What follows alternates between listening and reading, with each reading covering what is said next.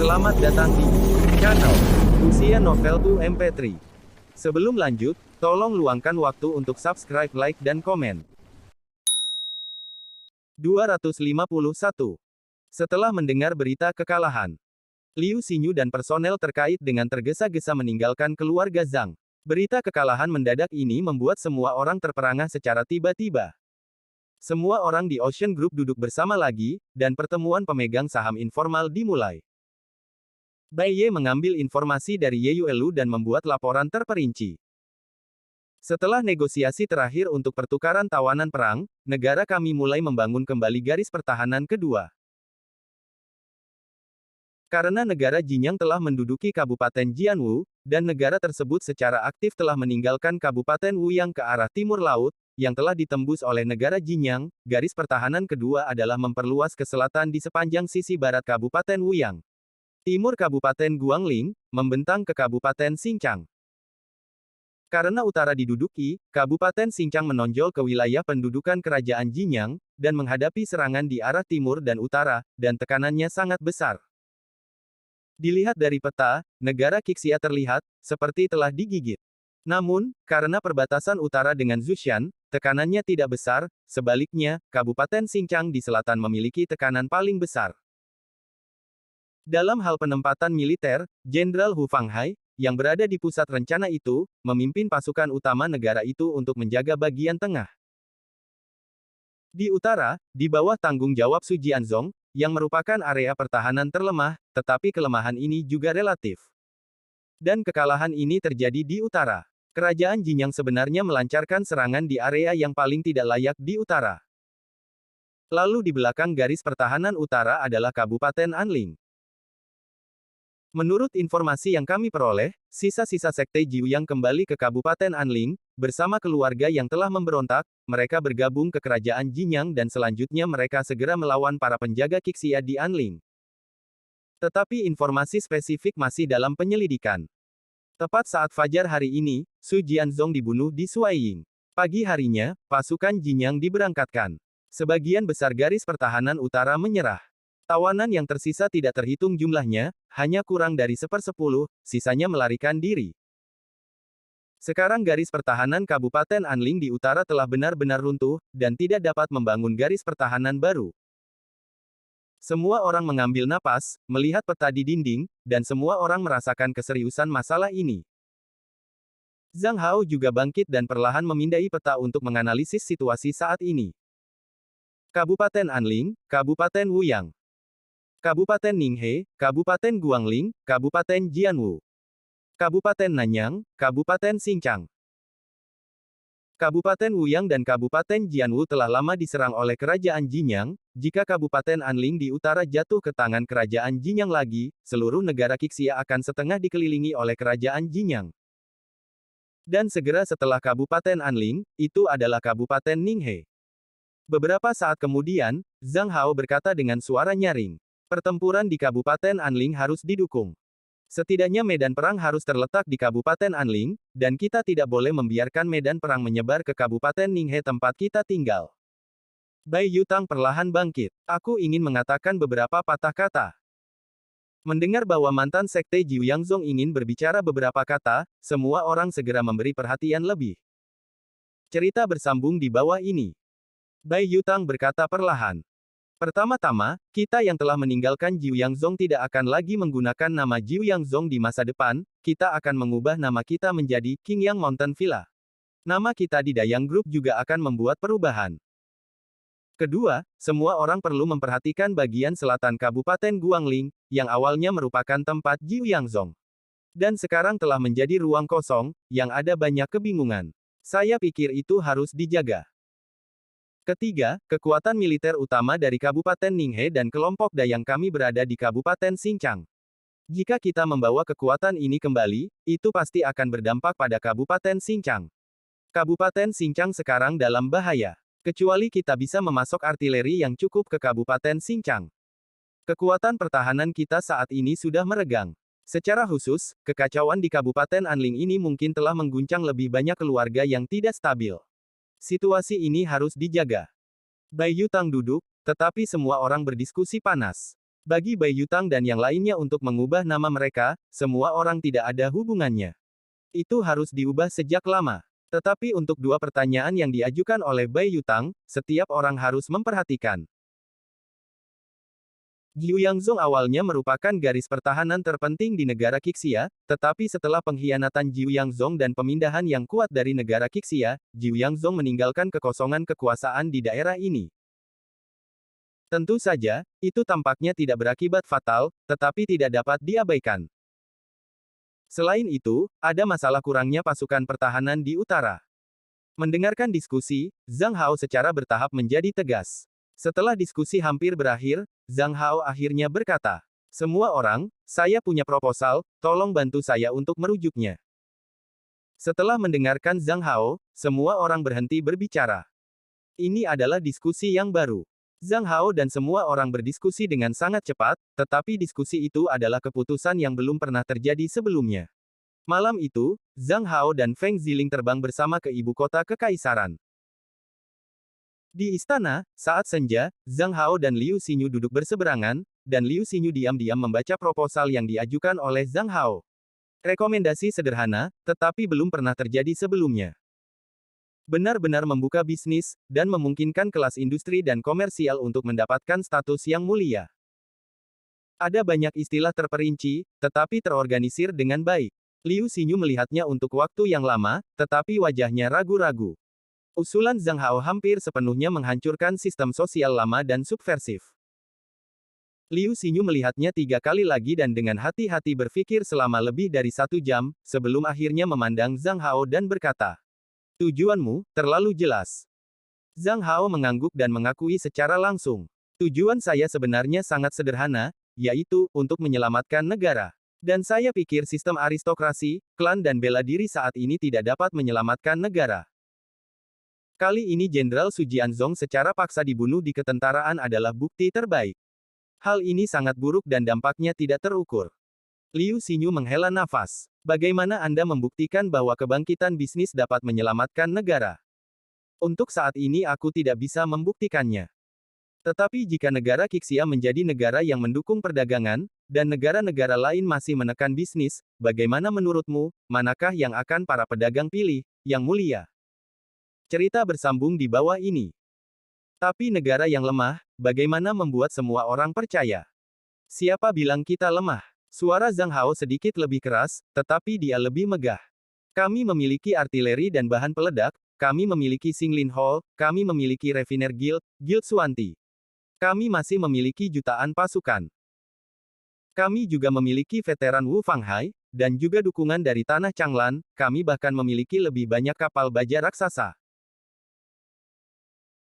Yang Mulia, Zhang baru-baru ini mengembangkan teknologi artileri tingkat rendah, yang mungkin tidak sekuat artileri saat ini, tetapi biayanya sangat rendah, dan kita dapat mengendalikannya dalam kisaran 10.000 batu roh kelas rendah. Suatu hari, kita dapat menghasilkan ribuan artileri, dan puluhan ribu peluru. Pada waktu itu kami menggunakan artileri untuk menghabisi pasukan musuh. Lihat apakah mereka memiliki banyak orang atau artileri kami yang lebih banyak. Oh, benar-benar punya teknik artileri ini. Ya, kami menamakan artileri ini sebagai meriam. Larasnya terbuat dari besi hitam biasa, dan diperkuat dengan segel di luar. Laras itu pendek dan bisa menembakkan peluru besar. Jarak tembak lebih dari 3 km, sepenuhnya dapat melebihi jarak serangan artileri dari kerajaan Jinyang ini. Oh, karena ada artileri seperti itu, maka cepatlah dan produksi itu. Dan artileri ini tidak ada hubungannya dengan industri dan perdagangan. Itu penting. Zhang Hao berkata dengan tegas. Dahulu kala, saya mengusulkan strategi yang disebut perang rakyat. Sekarang invasi oleh kerajaan Jinyang setara dengan dikelilingi oleh orang-orang dengan hati yang berbeda. Saya membagi orang menjadi 3 jenis, orang biasa, kelas bisnis, dan kelas bangsawan. Para aristokrasi, termasuk keluarga aristokrat, dan sekte seni bela diri, tak perlu dikatakan, mereka paling hanya akan menyeimbangkan pro dan kontra, dan sebagian besar akan beralih ke negara Jinyang. Yang kedua adalah orang-orang biasa, di dunia latihan spiritual, orang-orang biasa hanya memiliki sedikit pengaruh. Yang terakhir adalah kelas industri dan komersial, yang juga merupakan kelas termuda untuk menarik. Faktanya, kerajaan Jinyang menyerbu, dan mereka paling menderita banyak kerugian. Orang biasa tidak punya banyak, dan keluarga klan adalah target negara Jinyang, setidaknya sekarang perlu ditarik untuk memecah negara kita. Adapun kelas bisnis, mereka memiliki kekayaan tetapi tidak memiliki status sosial, dan mereka tidak terlihat di negara manapun. Sekarang ini adalah tujuan panen pertama di negara Jinyang. Jika kita bisa memberi mereka harapan dan penegasan atau status resmi, maka inilah kekuatan kita. Perkembangan industri dan perdagangan telah sangat cepat dalam ratusan tahun terakhir, dan volumenya sangat besar. Dibandingkan dengan bangsawan dan keluarga tradisional, industri dan perdagangan membutuhkan terobosan. Selama Yang Mulia mengembangkan industri dan perdagangan, selama negara Qixia memenangkan satu atau dua perang yang dipimpin oleh industri dan perdagangan, bahkan kelas industri dan perdagangan asing kemungkinan akan mendekati. Kelas industri dan komersial saat ini mencari pengembangan yang lebih tinggi. Dan ini juga merupakan peluang di hadapan negara Qixia. Liu Xinyu mengangguk perlahan, tapi kedalaman tatapannya yang menatap Zhang Hao penuh dengan kewaspadaan. Proposalmu sangat bagus, aku akan serius memikirkannya. Tapi masalah ini terlalu penting, izinkan aku mempertimbangkan beberapa hari dulu. Kamu kembali dulu. Cerita bersambung di bawah ini. Zhang Hao sedikit mengernyit, dan kata-kata terakhir Liu Xinyu penuh warna asal-asalan. Oh baiklah, aku terlalu cemas. Tapi jangan terburu-buru. Ketika Zhang Hao pergi, Liu Xinyu memanggil Su Ming dan Su Jie dari Biro Administrasi Industri dan Komersial. Pada saat yang sama, ia juga membawa beberapa personil inti. Liu Xinyu mengulangi usulan Zhang Hao dan tidak ingin Su Jie keberatan terlebih dahulu. Yang Mulia, ini adalah ucapan sembrono, kata Su Jie tajam dan tidak ramah. Liu Xinyu menatap Su Jie dengan heran. Dia terkejut di matanya. Su Jie, aku ingat kamu dan Zhang Hao memiliki hubungan yang baik. Iya, Su Jie setuju tanpa ragu-ragu. Liu Xinyu bahkan lebih terkejut. Apakah Anda tahu bahwa Zhang Hao mengajukan proposal ini? Tentu saja, apa yang Mulia katakan tadi sangat jelas. Kamu sangat akrab dengan Zhang Hao, hubungannya juga sangat baik, dan ada hubungan keluarga 5 poin. Apakah kamu keberatan dengan pendapat Zhang Hao? Apakah itu benar-benar baik? Tidak heran Liu Xinyu bingung, dan bahkan Su Ming, Perdana Menteri Ouyang Xi dan yang lainnya juga bingung, dan terkejut. Dalam pemahaman konvensional semua orang, apalagi teman, bahkan lawan politik jarang memiliki keberatan yang jelas, dan kota metropolis akan dengan lembut mengungkapkannya. 252.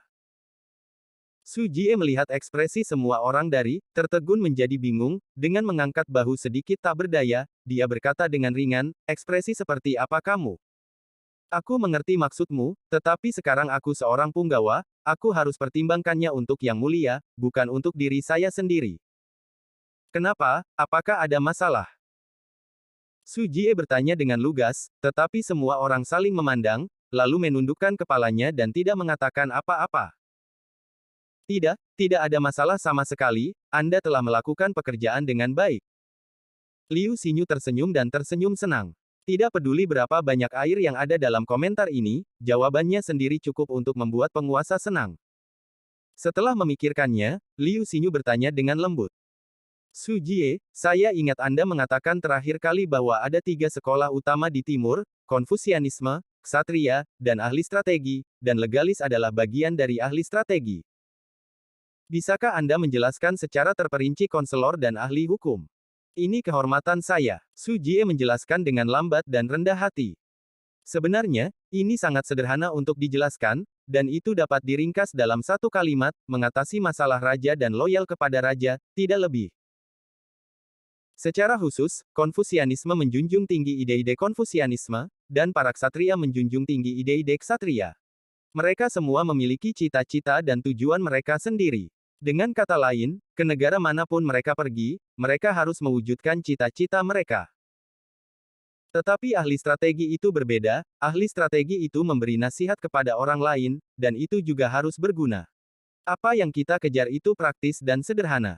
Inti kami adalah untuk memecahkan masalah bagi master.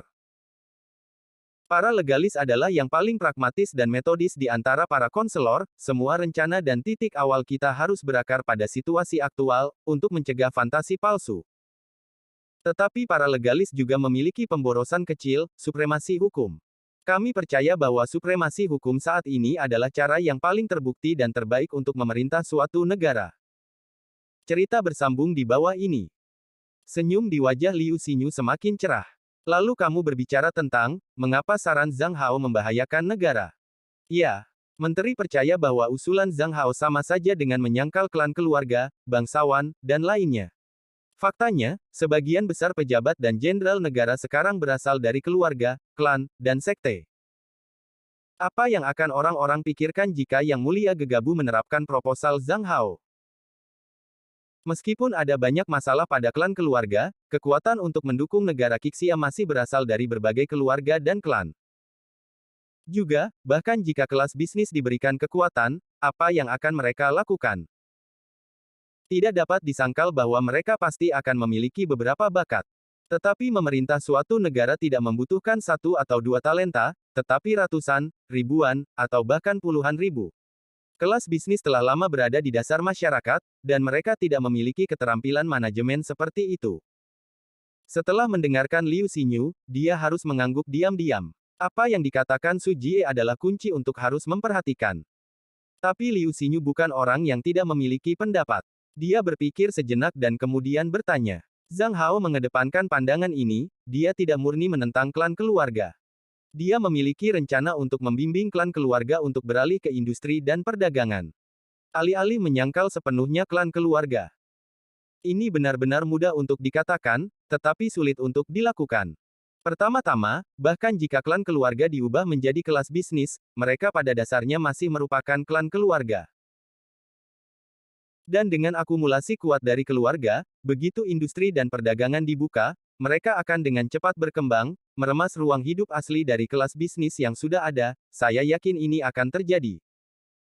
Kedua, banyak sumber daya dan saluran di bawah kendali keluarga. Industri dan perdagangan seperti kelinci di jaring raksasa, mereka tidak bisa melompat keluar.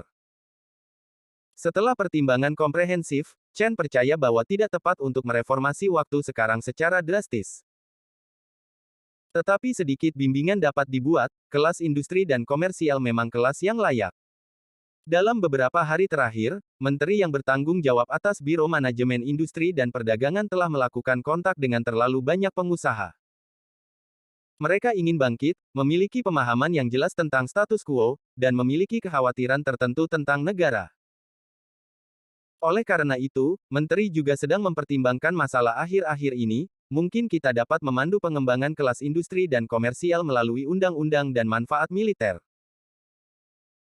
Sebagai contoh, kita dapat mengizinkan kelas industri dan komersial untuk menggunakan sumbangan untuk mendapatkan jasa militer, dan cara mencatat jasa dapat dicatat sesuai dengan metode penghitungan satu jasa untuk setiap dua bahan yang disumbangkan. Dengan cara ini, kita dapat menghitung ksatria sesuai dengan prestasi militer, dan perlahan-lahan membiarkan kelas industri dan komersial memiliki landasan mulia tertentu, kemudian kita dapat melanjutkan ke langkah berikutnya. Liu Xinyu benar-benar tergerak kali ini. Setelah menanyakan pendapat orang-orangnya yang lain, dia akhirnya perlahan bersandar di kursi, kamu turun dulu, aku akan mempertimbangkannya lagi. Masalah ini terlalu besar untuk Liu Xinyu. Baru-baru ini, respon negatif, dan bahkan ada pengkhianatan anggota keluarga, bangsawan, dan lainnya. Hal ini telah membuat Liu Xinyu kedinginan. Pada saat ini, Liu Xinyu sangat iri dengan pendekatan kerajaan Jinyang, pimpin serigala ke dalam ruangan dan bersihkan negara. Cerita bersambung di bawah ini. Negara Jinyang menggunakan negara turbulensi dan menggunakan cara menari yang sangat indah dengan pisau untuk menarik keluar klan domestik dan seterusnya. Hanya saja negara Qixia tidak berani melakukan ini. Jika saya benar-benar melakukan ini, maka negara saya akan jatuh dalam hitungan menit. Meskipun dikatakan bahwa tidak ada telur tak berujung di bawah sarang, bagi sebagian besar klan keluarga, sejarah mereka bahkan lebih lama dari negara Qixia, yang mengakar dalam. Bagi mereka, itu adalah tipikal kebakaran hutan tak ada habisnya, angin musim semi bertiup lagi. Selama tim berdiri di saat kritis, itu sudah cukup. Klan yang disebut adalah suara dengan kaki Anda. Jaga tangan Anda tetap bebas, tidak perlu berkelahi. Ini adalah aturan kelangsungan hidup keluarga. Namun yang jelas, aturan bertahan hidup semacam ini adalah kanker bagi suatu negara. Namun, Namun, seperti yang dikatakan Su Jie, meskipun klan keluarga ini memiliki semua jenis kekejian, pejabat sipil dan militer saat ini dan bahkan pejabat di negara Qixia hampir dimonopoli oleh klan keluarga. Di seluruh kelas, bahkan jika mereka diberi kesempatan, tidak memiliki kemampuan itu. Liu Xinyu sangat marah dan cemas karena dia tidak bisa melakukan apa-apa. Perlawanan terhadap perubahan berada di luar imajinasi. Dia tidak harus menunggu orang lain untuk keberatan, dia bisa memikirkannya setelah sedikit pengurangan. Di negara Qixia sekarang, itu benar-benar tidak tahan dengan perjudian. Setelah terkesiap lama, Liu Xinyu merasa pusing dengan tekanan berat. Dia menggosok alisnya, dan Liu Xinyu tiba-tiba punya ide cemerlang. Kabupaten Anling di utara sulit dipertahankan, dan keluarga besar serta bangsawan telah berlari, dan berserakan. Lebih dari 300.000 komandan militer dari kerajaan Jinyang langsung masuk, dan politik keluarga tradisional dan sejenisnya tidak bisa lagi menyelamatkan Kabupaten Anling. Bagaimana jika Zhang Hao memimpin kelas industri dan komersial untuk merebut kembali Kabupaten Anling? Gagasan Liu Xinyu menyebar seperti api di benaknya. Karena kelas bisnis ingin menjadi lebih tinggi, mereka harus membayar harga. Tidak pernah ada yang sia-sia di dunia ini. Dengan ide ini, Liu Xinyu segera mengirim seseorang ke Zhang Hao. Di sisi lain, Zhang Hao kembali ke keluarga Zhang dalam semalam, dan setelah memasuki pintu, dia melihat ayahnya berbicara dengan Liu Dingshan. Melihat Zhang Hao kembali, Liu Dingshan segera menyapa Zhang Hao untuk duduk. Nak, pamanmu Zhou setuju. Tetapi ada juga persyaratan. Sekarang kamu dapat membayar hadiah itu terlebih dahulu, tetapi kamu harus mencapai periode Jindan dan negara Qixia stabil sebelum kamu bisa menikah. Bagaimana, apakah Anda punya komentar? Zhang Hao tersenyum pahit, Su Hai ini juga orang yang cerdas, perang belum berakhir, siapa yang tahu apakah Anda akan bisa hidup atau mati. Zhang Hao tidak perlu sepenuhnya menyadari masalah ini, ayahnya Zhang Shengde dan Liu Dingshan sudah cukup mewakili. Dan Zhang Hao pergi setelah beberapa saat, dan pergi ke pangkalan penelitian. Di pangkalan penelitian, Huang Mingshan dan yang lainnya sedang mengerjakan jenis artileri baru, inilah yang disebut Zhang Hao sebagai meriam mortir. Artileri ortodoks memang kuat, tetapi produksinya rumit dan biayanya terlalu tinggi. Kapasitas produksi industri sementara Zhang Jia benar-benar sedikit ketat. Secara khusus, kapal baja raksasa akan segera dilengkapi dengan artileri. Menurut asumsi Zhang Hao, artileri ini tidak boleh kurang dari 20. Cerita bersambung di bawah ini. Juga, ketika perang berlangsung, musuh perlahan-lahan mempelajari benda, mereka akan membentuk pertahanan yang lurus dan tanpa penutup dada. Ini membatasi banyak aplikasi artileri. Di bawah pertimbangan komprehensif, Zhang Hao mengajukan proposal meriam mortir. Persyaratan tong mortir jauh lebih rendah, dapat dibuat dengan besi hitam biasa, dan tidak memerlukan rifling. Tentu saja, dengan kapasitas produksi Ocean Group saat ini, ditambah pertimbangan kekuatan tertentu, laras senapan terbuat dari 60% besi hitam. Di bawah premis penebalan barel yang tepat, kekuatannya sudah cukup. Pada shell peledak, bagian dari teknologi produksi artileri sebelumnya dipinjam, jadi ada juga dua kaliber, 100 mm dan 300 mm. Namun, cangkang mortar harus banyak dimodifikasi. Sayap belakang dan pipa ekor ditambahkan dengan potongan besi hitam biasa. Pipa ekor diisi dengan propelan dan dibungkus dengan kertas jerami yang lemah. Selain itu, karena propelan saat ini tidak terlalu sensitif, arai api kecil ditambahkan ke bagian bawah mortar, yang akan dapat dengan mudah untuk diaktifkan. Selama seseorang berada di 6 lapisan periode pemurnian gas, itu dapat melakukannya. Basis penelitian untuk sementara telah menjadi gudang senjata. Kerang meriam yang terbuat dari baja ditumpuk seperti gunung. Hal ini sederhana, baja cair dituangkan ke dalam cetakan dan didinginkan, dan kualitasnya juga lebih buruk. Pada tahap selanjutnya, lapisan shell timah akan ditambahkan ke permukaan, dan kemudian sedikit perbaikan akan muncul, dan shell peledak akan selesai. Adapun bahan peledak, mereka dilengkapi di tempat yang terpisah jauh dari keluarga Zhang, yang memiliki persyaratan ketat. Bahan peledak dan peluru dirakit di tempat ketiga. Ketika jalur produksi matang, efisiensi produksi kerang meningkat. Namun teknologi artileri sedikit keluar dari langkah. Huang Mingshan memperkenalkan Zhang Hao secara detail. Panjang tong meriam mortir adalah 1,5 meter.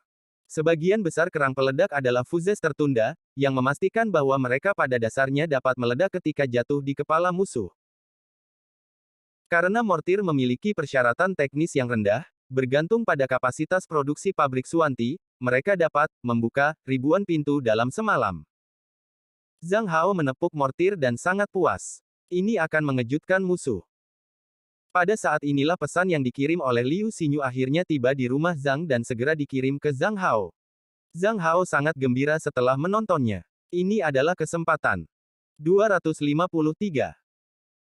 Apa yang dibahas Zhang Hao di Chaotang tidak jelas, tetapi bahkan jika itu jelas, tidak masalah, apa yang harus dilakukan harus dilanjutkan.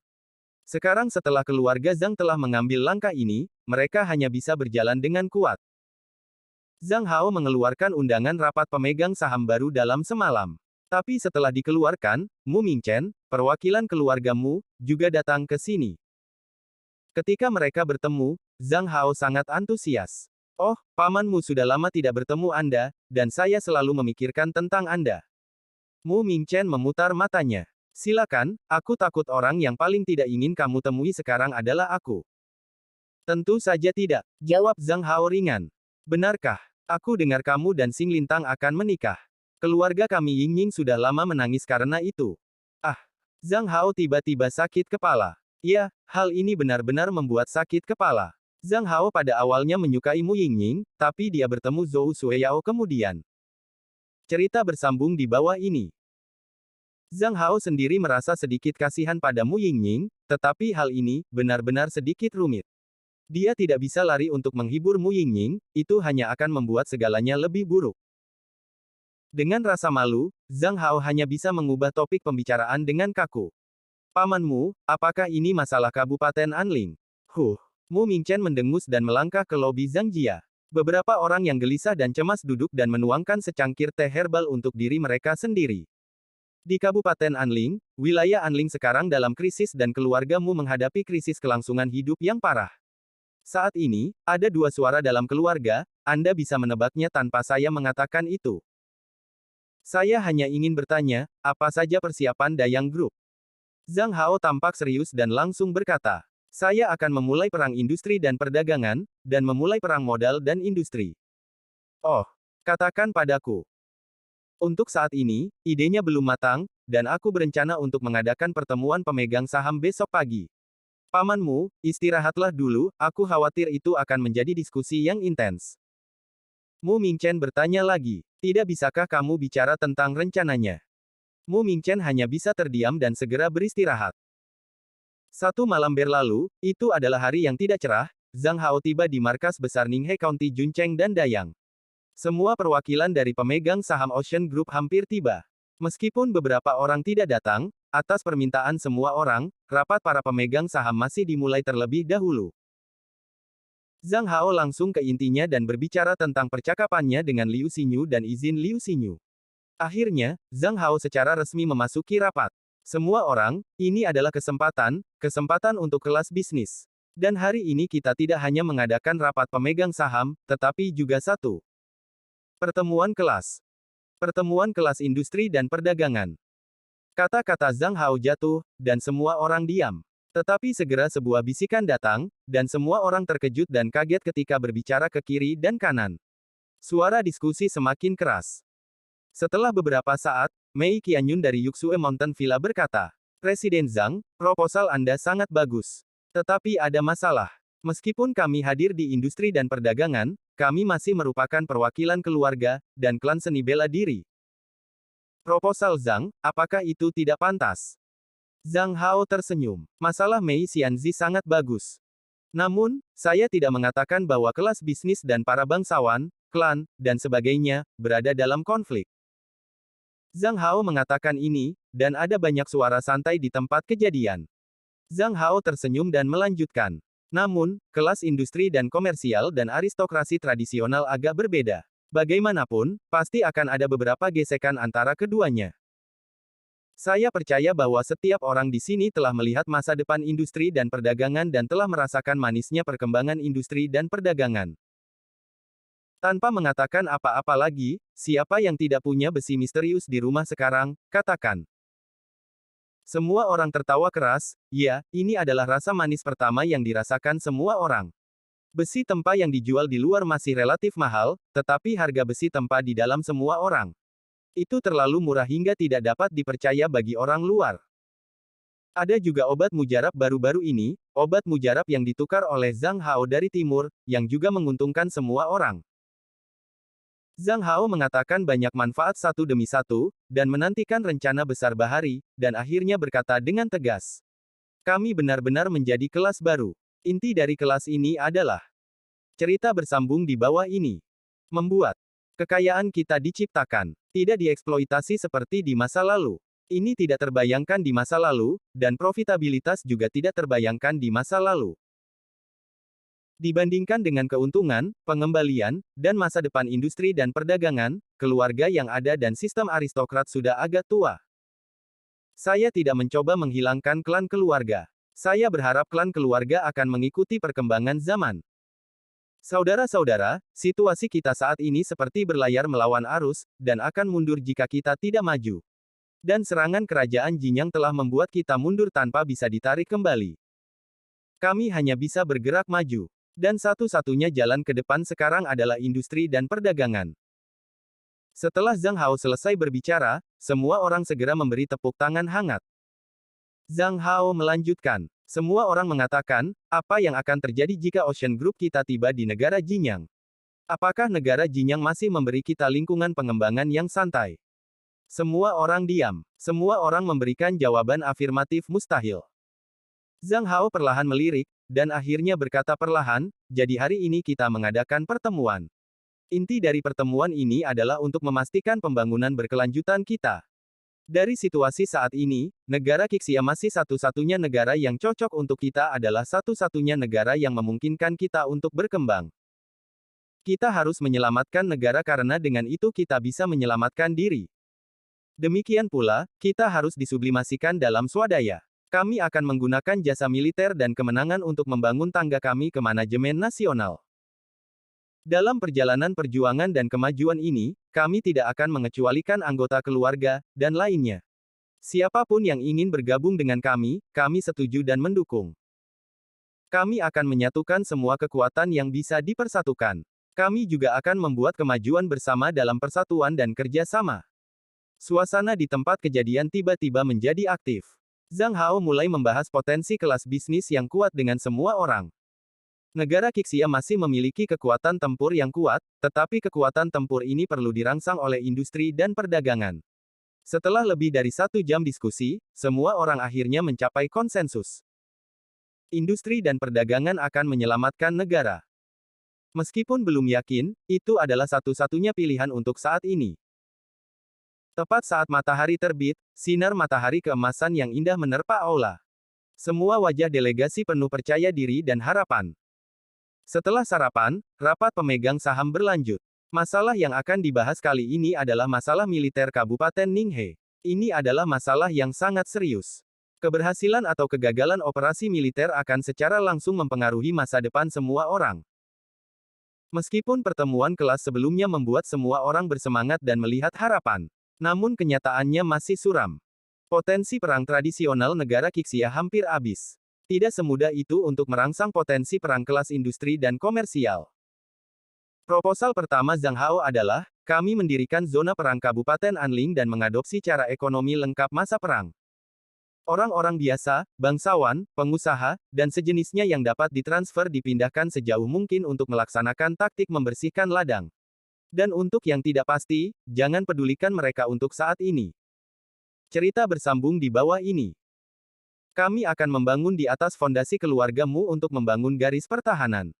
Garis pertahanan akan menggunakan artileri dan mortir terbaru secara ekstensif. Di ketentaraan, langsung dari penjaga keluarga yang hadir. Mengingat fakta bahwa penjaga setiap keluarga berbeda, kami mengadopsi taktik gerilya yang baru, terdesentralisasi. Saya juga menyebutnya taktik serigala. Kecuali untuk garis pertahanan terakhir, kami tidak bertarung dalam pertempuran frontal. Kami ingin menghancurkan musuh dalam gerakan. Dalam rangka untuk lebih memerangi musuh, keluargamu perlu menyediakan orang-orang yang akrab dengan medan lokal. Ada banyak cara komunikasi antara masing-masing tim untuk mencegah intersepsi. Dalam hal metode komunikasi, keluarga Zhang baru-baru ini menciptakan komunikasi kata sandi. Keluarga Zhang yang spesifik akan mengirimkan personil khusus kepada Anda dan bertanggung jawab untuk membimbing keterampilan mengajar. Zhang Hao hanya memberikan ide kasar, tetapi semua orang mengumpulkan kayu bakar dan nyala api tinggi, dan semua orang berdiskusi lebih dari 2 jam, dan rencana pertempuran baru muncul. Gunakan kekuatan artileri, terutama mortir, untuk menggunakan seluruh wilayah Guangling sebagai medan perang, dan gunakan taktik serigala untuk merambah musuh, tanpa memberi musuh kesempatan untuk bernapas.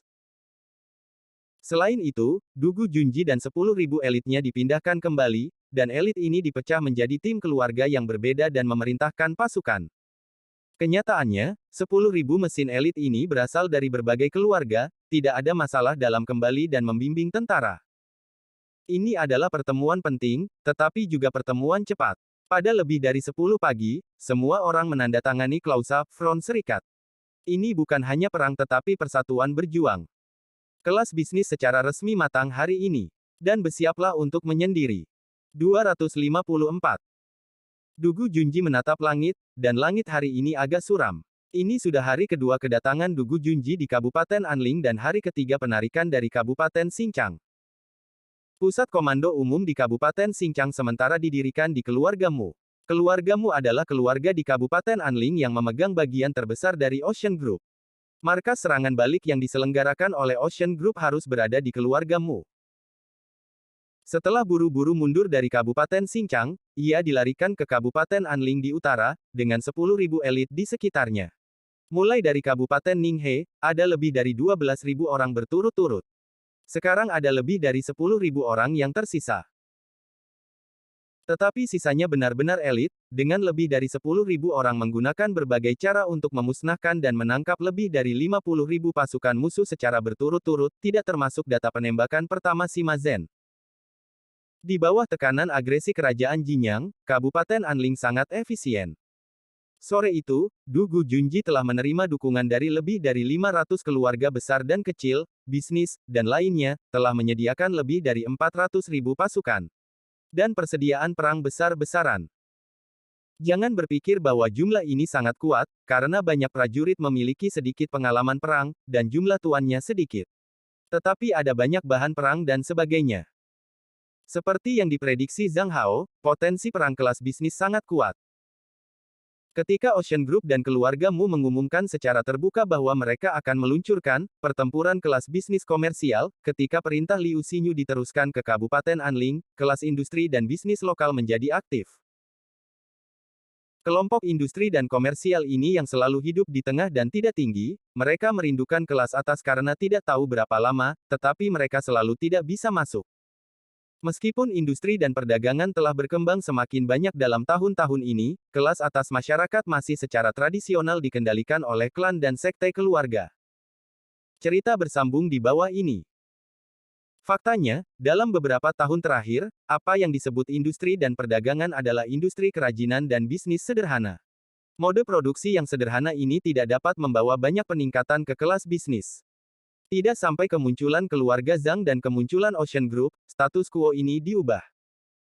Munculnya Zhang Jia dan Dayang Group mewakili peningkatan industri. Hanya ketika industri ditingkatkan, kita dapat meletakkan dasar yang kuat, yang dapat mendukung kelas industri dan komersial dan mencari status masyarakat kelas atas. Untungnya, sebagian besar orang di kelas industri dan komersial tumbuh dalam persaingan, satu per satu. Mereka dengan cepat berkumpul di sekitar keluargamu dan mulai berjuang untuk masa depan mereka. Selain kelas bisnis, banyak keluarga liberal dan seni bela diri bergabung. Setiap orang menyumbang lebih dari 200.000 tentara. Dugu Junji memecah lebih dari 10.000 orang di bawah komandonya, mengorganisir orang-orang, dan membentuk total 60 pasukan kecil. Setelah setengah hari pelatihan darurat, dia ingin memberi tahu semua orang, jika Anda ingin hidup, Anda harus mendengarkan perintah.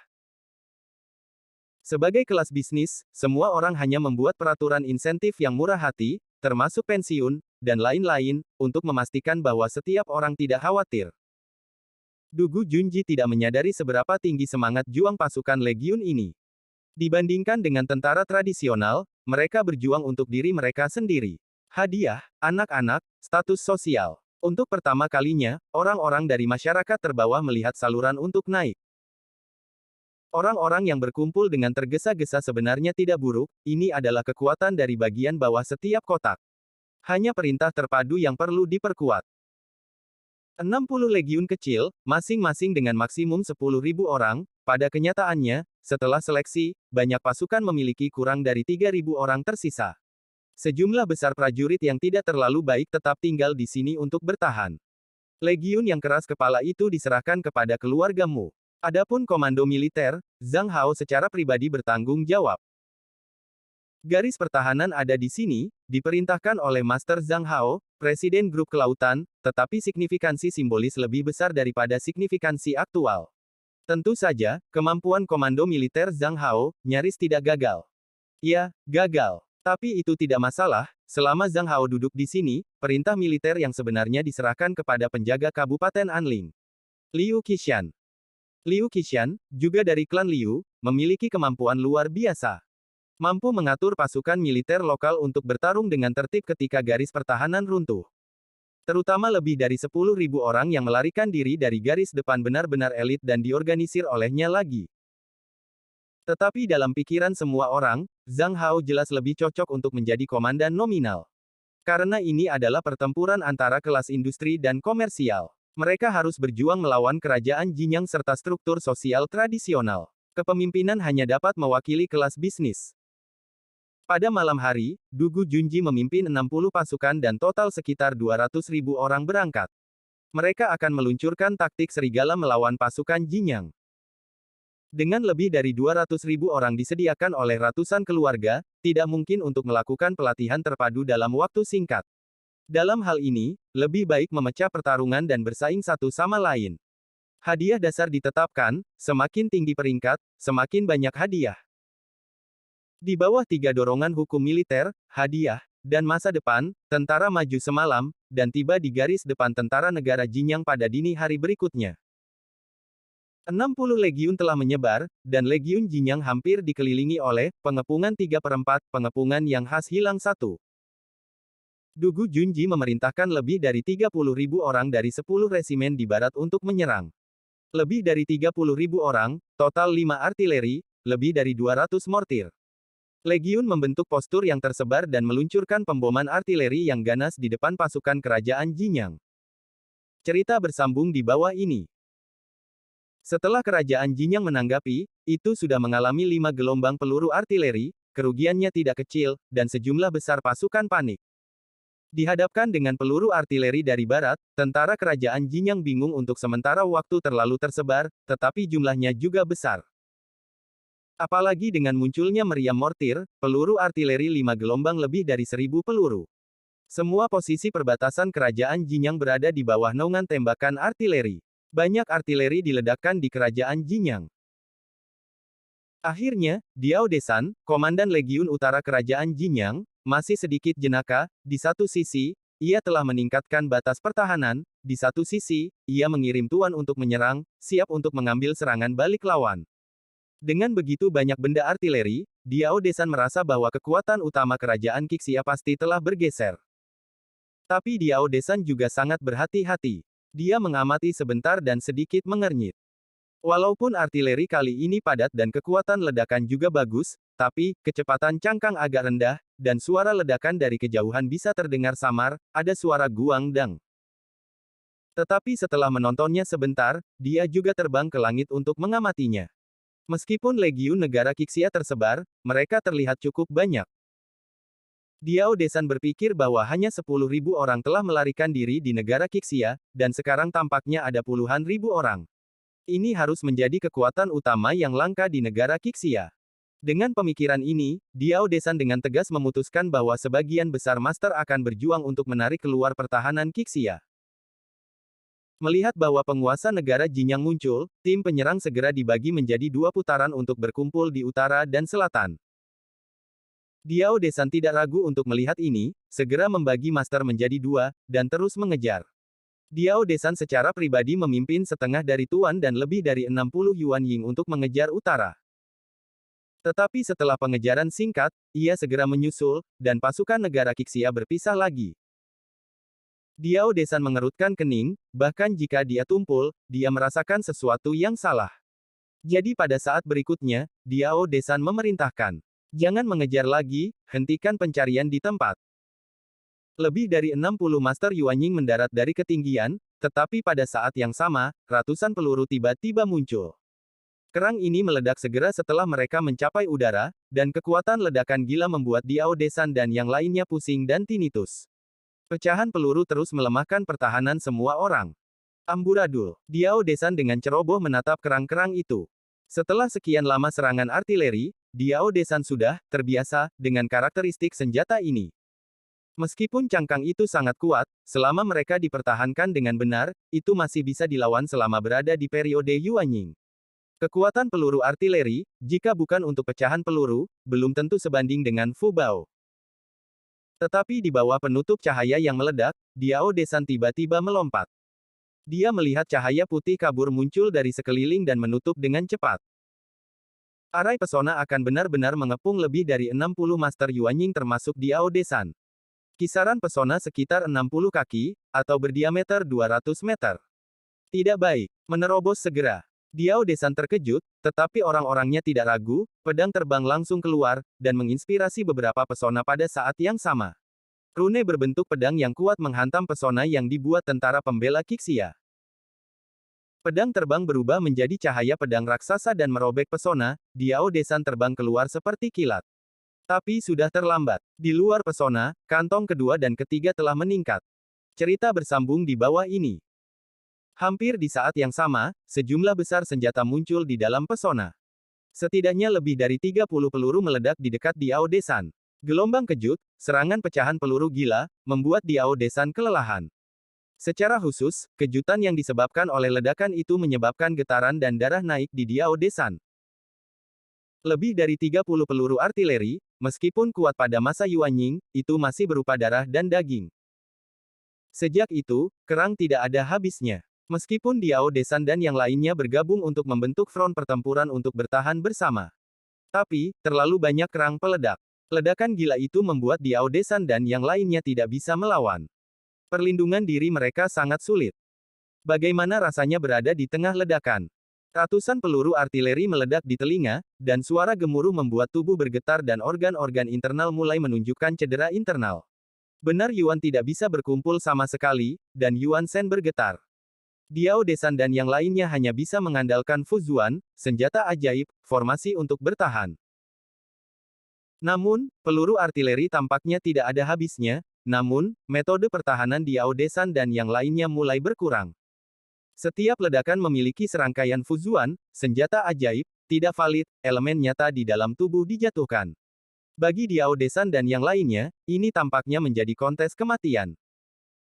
Bagaimana bisa ada begitu banyak artileri dan peluru? Diao Desan meraung. Namun, hanya kerang peledak yang menjawabnya. Di luar perbatasan, Dugu Junji menyaksikan ledakan itu dengan tenang, dengan senyum dingin di bibirnya. Ledakan api dan cahaya membuat pesona seperti lentera besar, atau jenis warna yang terus berubah. Ini yang asli. Dugu Junji bangga, sangat bangga. Ini lebih dari 60 Master Yuanying. Sejak pertempuran antara negara Qixia dan negara Jinyang, jumlah Master Yuan yang meninggal di kedua sisi hanya sekitar 20. Sekarang, lebih dari 60 orang dikelilingi dalam satu serangan. 255. Dalam batas, Diao Desan dan yang lainnya masih bertahan. Diao Desan bahkan menyemangati semua orang. Mari kita bertahan sebentar. Menurut pengalaman kita sebelumnya, jumlah peluru artileri di negara Qixia tidak akan terlalu banyak dan tidak akan bertahan lama. Seorang master mengatakan dengan santai. Jenderal, mereka sekarang memiliki banyak artileri. Meskipun rasanya agak aneh, tetapi artileri takut bahwa ada lebih dari 300 artileri. Serangan-serangan ini telah memakan setidaknya 2000 peluru artileri sejauh ini. Diao Desan masih berkata dengan penuh keyakinan. Bahkan jika mereka benar-benar memiliki begitu banyak senjata, kita tidak takut. Kekuatan utama negara Qixia pasti ada di sini. Selama kita menahan untuk sementara waktu, Master Yuanying yang mengejar ke selatan pasti akan kembali. Pernyataan ini telah diakui sementara oleh semua orang. Tapi, kenapa cangkangnya tidak berakhir?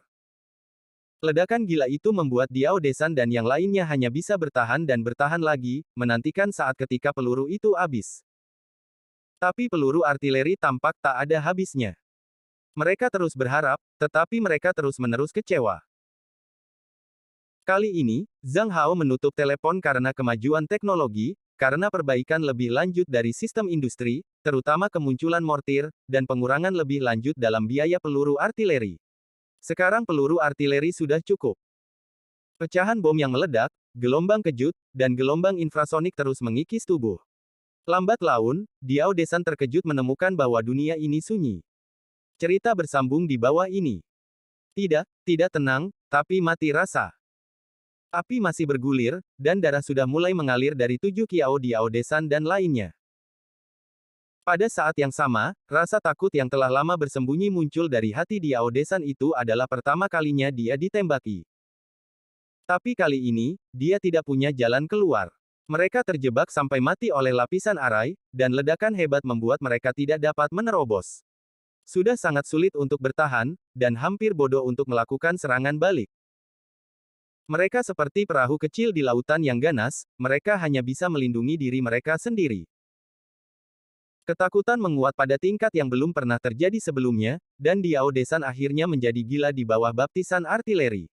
Untungnya, pikiran Yuanying itu kuat, dan dia terus bertahan dengan putus asa. Tapi lambat laun, di awal Yuanying tidak bisa bertahan. Akhirnya, pertahanannya rusak, dan selusin peluru meledak di depan Master Yuanying yang lemah. Scarlet langsung mengisi seluruh formasi. Masa Yuanying yang lelah terkoyak oleh cangkang. Karena itu, jika bukan karena Diao Desan dan budidaya infantil awal lainnya dan pertahanan yang kuat, jika mereka adalah orang biasa, mereka akan dihancurkan oleh kerang. Tetapi mereka juga terluka.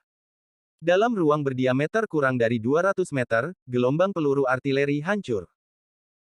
Bagaimanapun, Yuanying masih merupakan tubuh dari darah dan daging, dan mereka tidak bisa lagi mendukungnya. Kenapa belum ada penyelamatan? Diao Desan tiba-tiba merasa putus asa.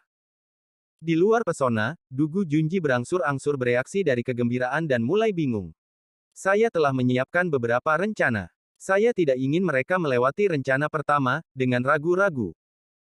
Saya telah melihat para pencari kematian, tidak pernah melihat para pencari kematian seperti ini. Saya selalu merasa, sedikit tidak bisa dipercaya.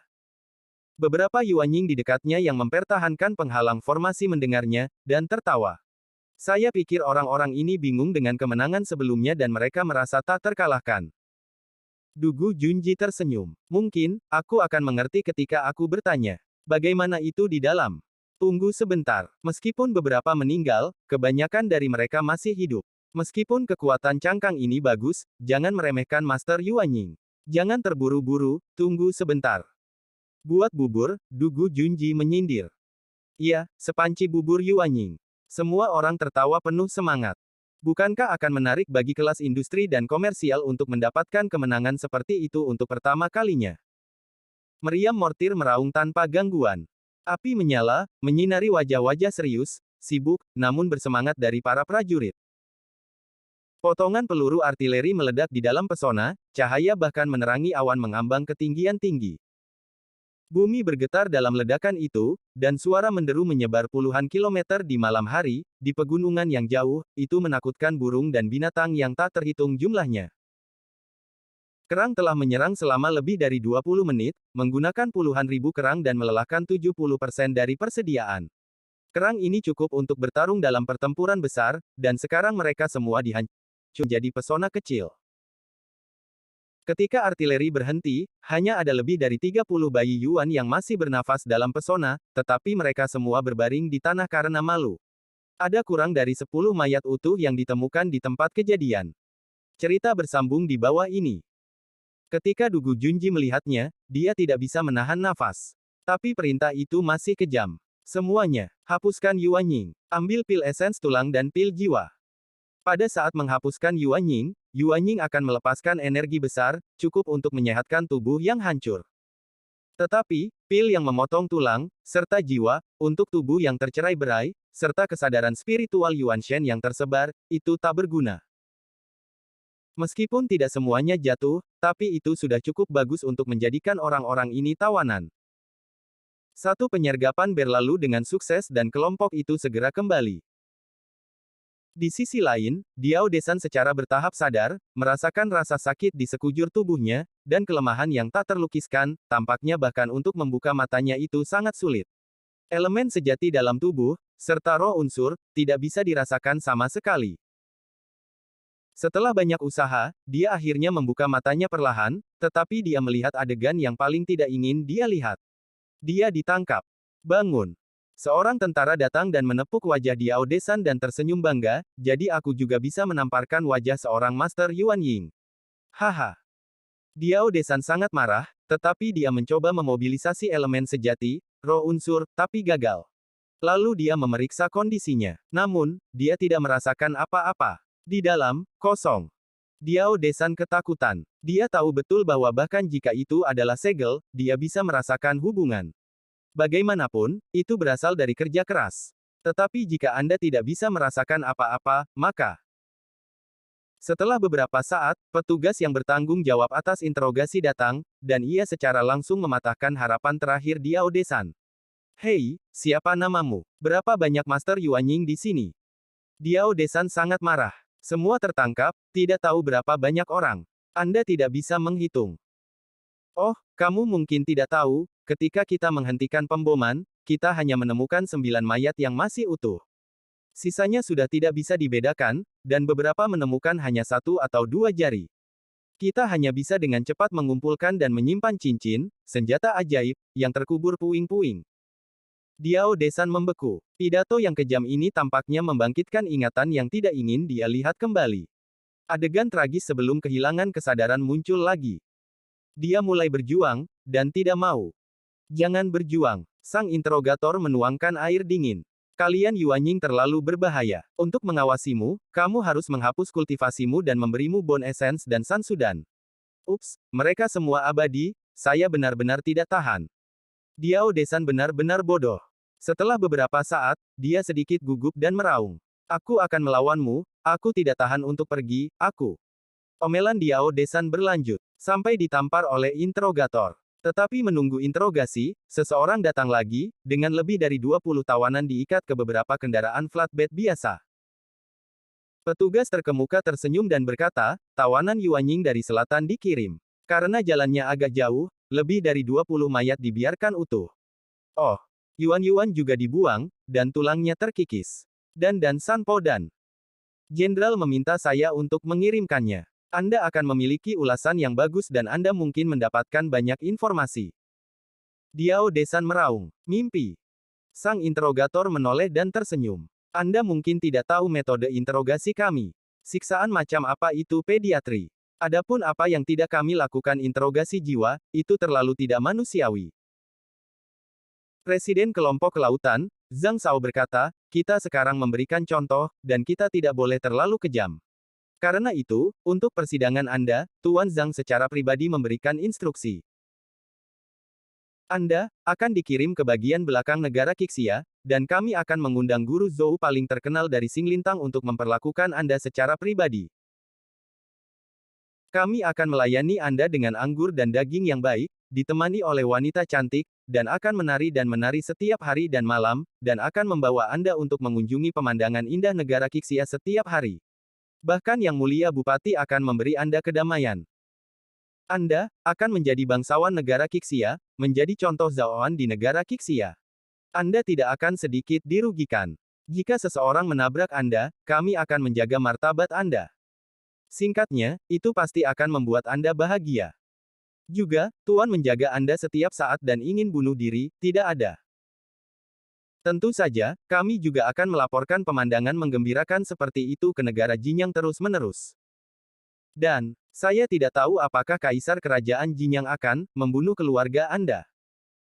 Pada akhirnya, wajah interrogator penuh ejekan. Diao Desan langsung jatuh ke dalam gua es. Interogasi yang paling kuat tidak pernah berupa siksaan. Sebagian besar master ini dilahirkan dengan hati yang teguh, sekarang mereka tidak memiliki apa-apa dan ingin mati lebih awal. Tetapi bagaimana jika kita mengubah metode interogasi? Sang interrogator mencubit dagu Diao Desan sedikit sembrono. Aku melakukan ini, Tapi hari ini, Master Yuanying tidak terasa kuat. Memperkenalkan diri saya, nama saya. Ups, nama itu tidak penting, yang penting adalah selama Anda tahu, saya hanya periode yayasan. Jangan pernah berpikir tentang bunuh diri, bahkan jika kamu mengunyah lidahmu dan bunuh diri, ada para dewa dan ahli yang harus mengawasimu, ingin mati, itu mustahil. Bahkan, saya tidak bisa menunggu Anda mengunyah lidah Anda. Jika Anda benar-benar bodoh, kami akan jauh lebih mudah, dan kami dapat mengatur segalanya untuk Anda. Bersambung. Nantikan kelanjutannya di channel YouTube Wuxia Novel 2 MP3.